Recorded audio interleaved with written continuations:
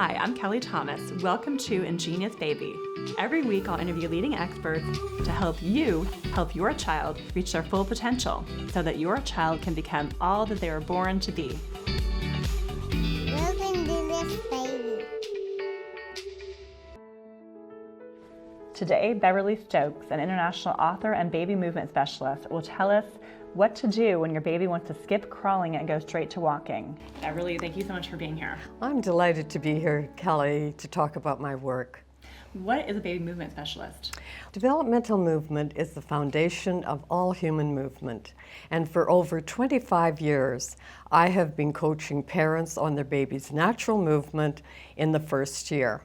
So why would someone go to a baby movement specialist? Because don't we all eventually learn how to walk? Why is it so important that they would need a specialist to tell them what they need to do? I think what's really new in my work and what I'd really like parents to know is that babies are motivated to explore and problem solve in the environment.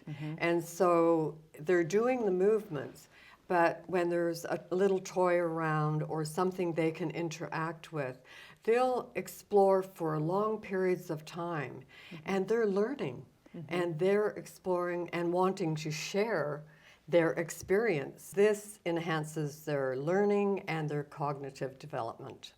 Can you give us a baseline then? So at what age should they be crawling and then rolling over, then crawling and walking? What are the baselines for a healthy development? Yeah, in the first 6 months, which is really important, the babies are learning about gravity.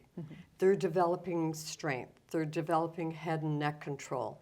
And they're doing this in 4 body positions, lying on their back, lying on their front, and lying on each side. The first pattern after 6 months is a push of both hands. And now, usually the baby is trying to go somewhere to get something, to go and see somebody. And what happens is they're pushing and their body is sliding backwards. So they're sliding away from where they want to go. And they usually find that quite funny. But it is a protective response.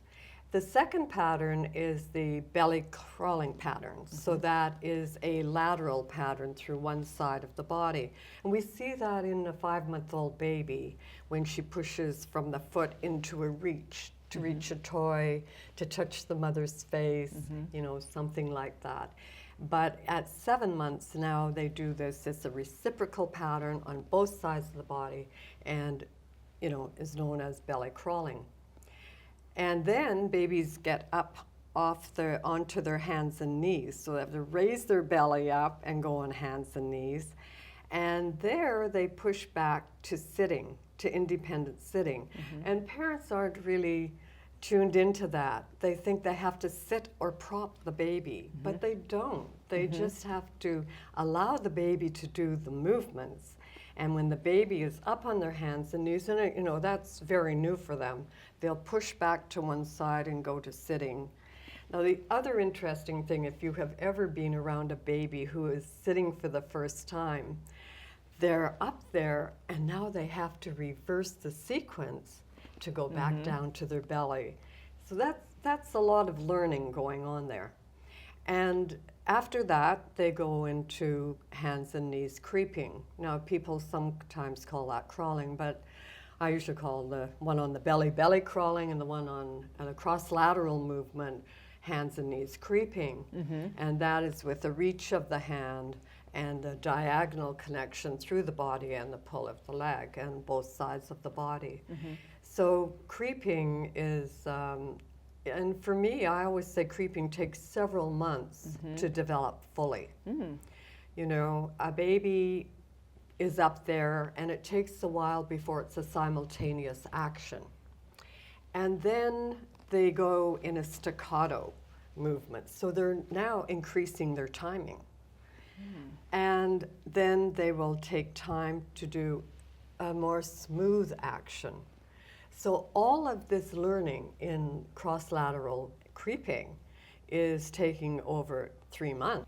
I do hear a lot of moms worried, for example, that their baby has, skipped crawling and they want to start walking. Your baby's wanting to walk. Yes. What are your suggestions? Something they can do is if there are stairs around, take the baby, and the baby can climb upstairs, and that's a cross-lateral movement, but it's in a vertical direction. Parents can be playful. They can say, you know, to get down on the floor on their hands and knees and come and creep after me like a cat. So move like the animals. They can sit on the floor and extend their legs, and the baby can crawl and climb over them. So do you think that, I mean, partly things can be inhibited because the parents are maybe putting them in the bouncy chairs or the walkers? Is that, what do you think about that? I have written about it, about all the containers that babies are put in and what happens. But what I'm particularly, you know, concerned about now are these bouncy seats, because it seems like they're in the bouncy seats for very long periods of time. And I talk about overuse. And what I mean by that, you know, if it's done for safety, that's one thing. But to leave a baby there, now what is the baby doing? The baby's reclined in a, you know, in a curve. And the baby can't rotate their head fully to either side. They can't reach. They also have their legs in this frog leg position. And this is what they're exploring for long periods of time. So what they're missing are the interactions with gravity and overcoming gravity. The baby is developing in relationship to gravity, and they don't get that experience if they're not on the floor. So that's you know, a good reason. In fact, what really interests me is when babies are doing the movements, what else do they do? And I'd like to show you a couple of photographs in my book about a 3-month-old baby. And she's lying on her back, and you can see she's raising both legs, so she's interacting with gravity. And she is playing with a toy. Now, it's quite large, but it's very lightweight. And her visual attention is captured by the curve, and this is a baby whale, in the curve of the whale's tail. And she recognizes that she can curve her own hand and put it in that space. So that's quite amazing. And she adjusts it and even places it higher in the curve of the whale's tail. So she's recognizing shape, and she's getting a lot of tactile information. What about rolling? So if your baby's not rolling, I think you kind of touched on it a little bit, but what can a mom do if her baby's not rolling? Yes. Well, rolling is a big thing for parents too.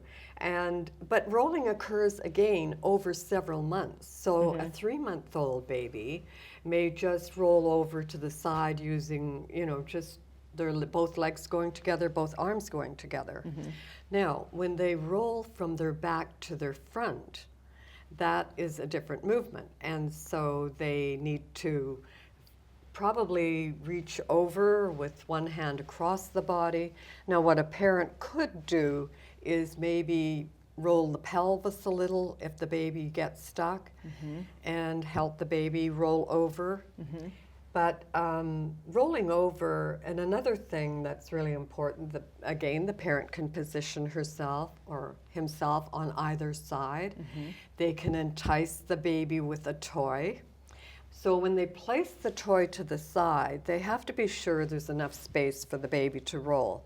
And the other thing is for the baby's visual attention to see the toy, not to place it too high, because you want a baby to roll with head flexion and not spinal extension.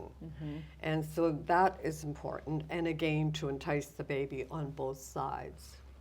Now, at 5 and 6 months, babies rolling is much more differentiated. They're separating their arms from each other, their legs from each other, and their head is coming up off the ground as they're rolling. So, you know, that's covering 3 months, that the rolling is integrated in different ways. So having the parent on the floor instead of just putting them in front of a, you know, a mobile, you need to actually be on there to help them develop. Like if you had them on the floor by themselves, would they naturally do these Well, they might or? do some things, Yeah. and they may, you know, if there are toys around, they may explore toys. But, you know, you can't be sitting on the sofa and your baby's on the floor because, for one thing, you can see your baby, but a very young baby can't see you. Right. And so, it's not, a baby knows when the parent is engaged. And that is what is so important because things happen. The baby does different movements, they will play with a toy differently, and then they'll look up and look at the parent because they know that the parent is being totally engaged. Right. It's important for the parent to be spontaneous. And so when they're down at the floor with the baby, they are observing what the baby's doing. And if the baby wants to play, you know, 5-month-old babies are really funny. And they play lots of games. And one may be that they're going to go over and touch your hand and then look at you and see if you think that's funny. Or they will, you know, and they stay in contact. Very young babies stay in contact, maybe a foot against the parent's body, maybe a hand.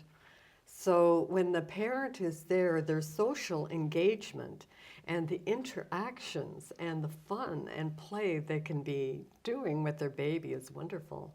It's fascinating because I think people don't realize, I mean, all these little things. So they think, oh, it's just a baby, but it's such a huge time. It's huge, you know. And I have had experience with one mom, and I visited her, and I said, oh, are you having a wonderful time with your baby looking at you and vocalizing? And she said, well, my baby can't see me yet.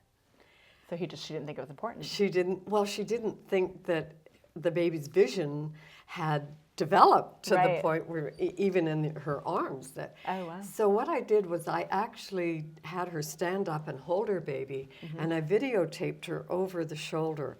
And when the baby saw the camera, the baby looked at the camera and then looked at her face and smiled.